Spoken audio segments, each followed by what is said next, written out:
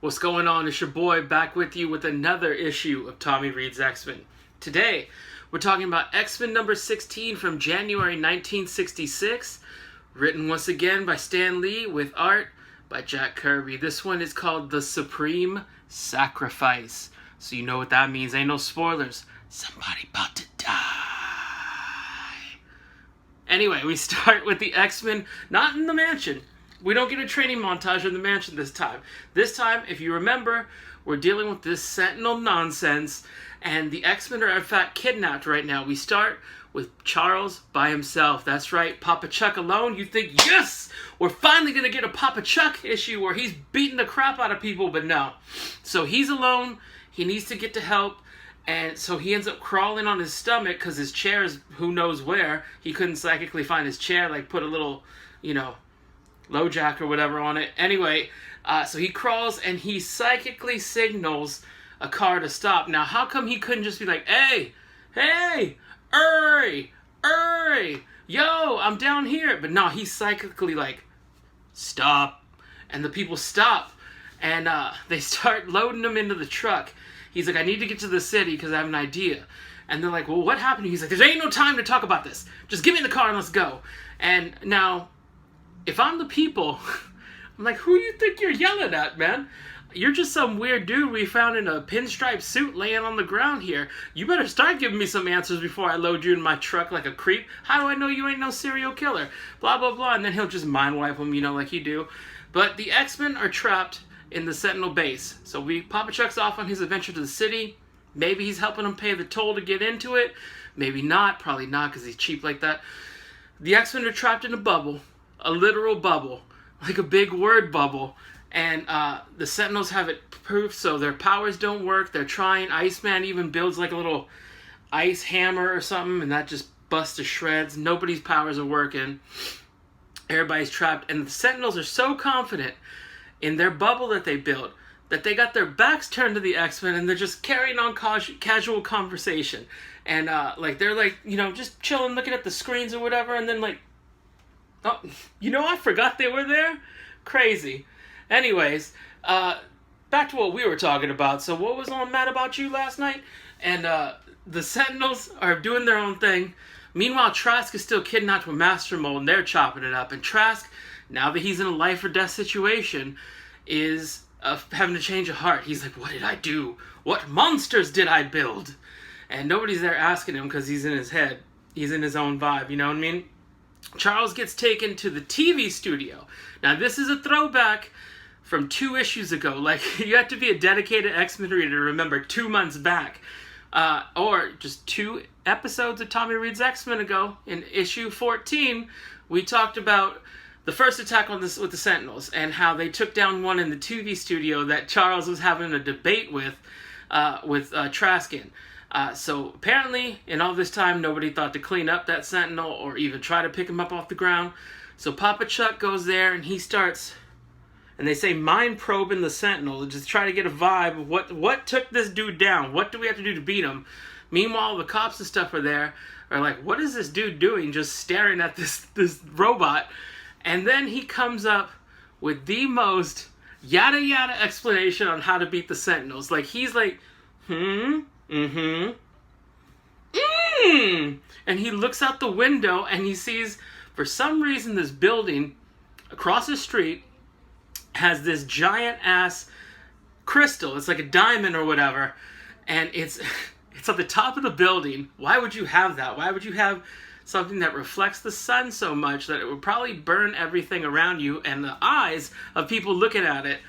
But I digress. He finds this crystal and he's like, of course, this is what frazzled their witchamawoozits, and that's why we took them down.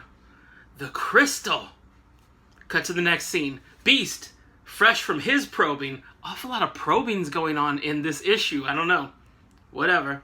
The issue should have been called The Probing rather than The Supreme Sacrifice, but I guess he'd attract a whole different kind of audience. Anyway, Beast, fresh from his probing, is going to be tossed in with the rest of the X-Men in their trap bubble. And they decide, okay, when they open this up to throw Hank in, Hank may be dead, whatever, we gonna try to bust out, because they gotta open it up to get them in so we can get out. Now, for pop culture people, this is the exact same plan that G.I. Joe used to escape Cobra Law. You know, Cobra la la la la la la la. That Serpenter said that for all you people who don't remember. I wish I could just cut right to it, but, you know, copyrights and all that. Anyway, G.I. Joe and G.I. Joe the movie, when they're escaping Cobra Law, they're like, they're going to throw our friends in, F them, because they're probably dead. But we can escape and get out. And that did not work well for them, because they ended up getting kidnapped or like caught up in some vines or something. I don't remember. It's been a while since I watched that movie. But that's the same plan. So I'm not going to say they got it from this, but I'm sure that plan's been in a bunch of stuff. But that's just the first thing I thought of while reading it. So the X-Men start battling the Sentinels, working as a team. Suddenly Hank starts to, you know, get out of it, and he's helping out. And they're doing good at first, but then the Sentinels start to put hands on them, you know, start to knock them around, and then all of a sudden they just collapse. They collapse, fall, and the X-Men are like, dang, we handled these fools. But we cut to what did it. And it comes to two giant helicopters with string attached to them.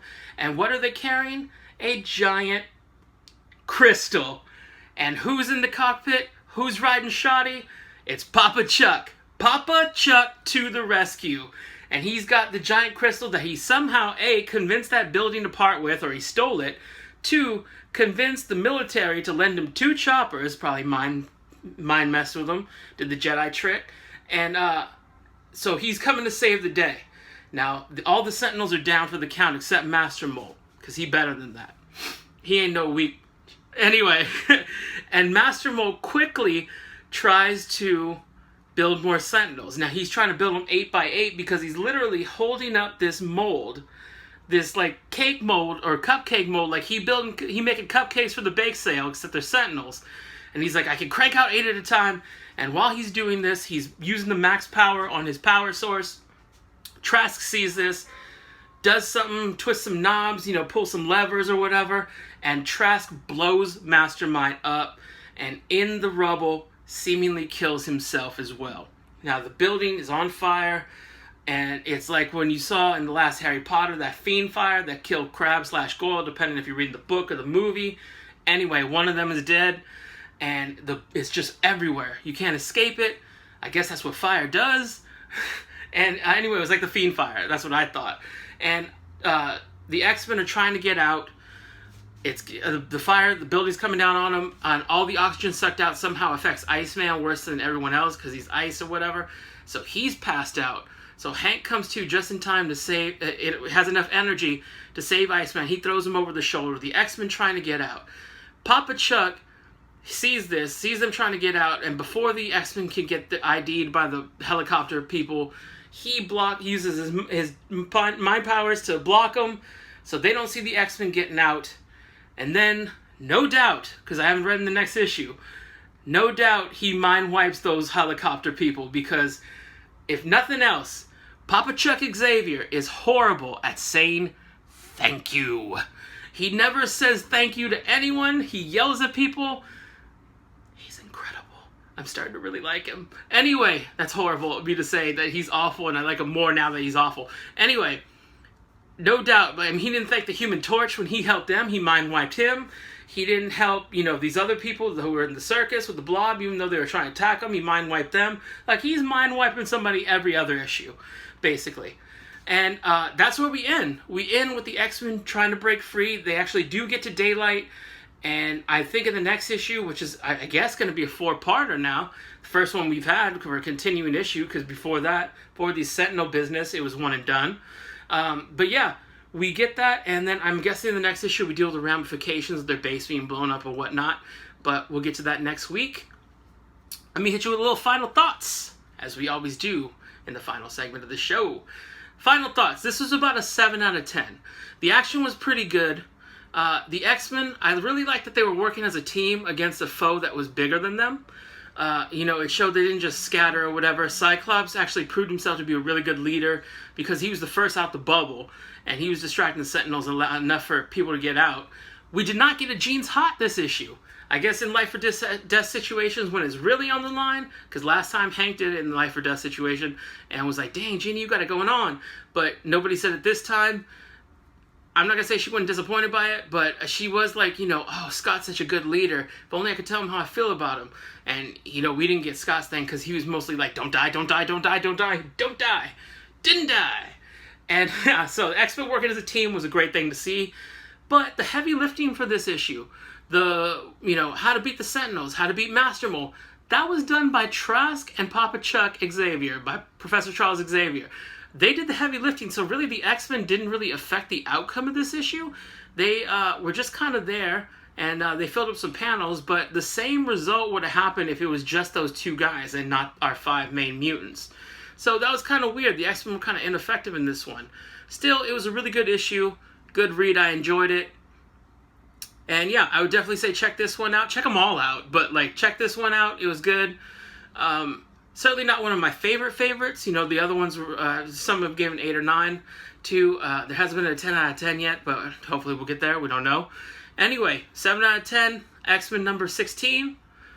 This has been another Tommy Reads X-Men. Thank you for checking this out. If you like what you're reading, I forgot to beg for likes and stuff like that last week. But if you like what you're reading, like and subscribe somewhere down there. Hit that bell notification, and yeah, follow us for the next issue, other reviews we got going on. Thank you for checking it out. Check you out later.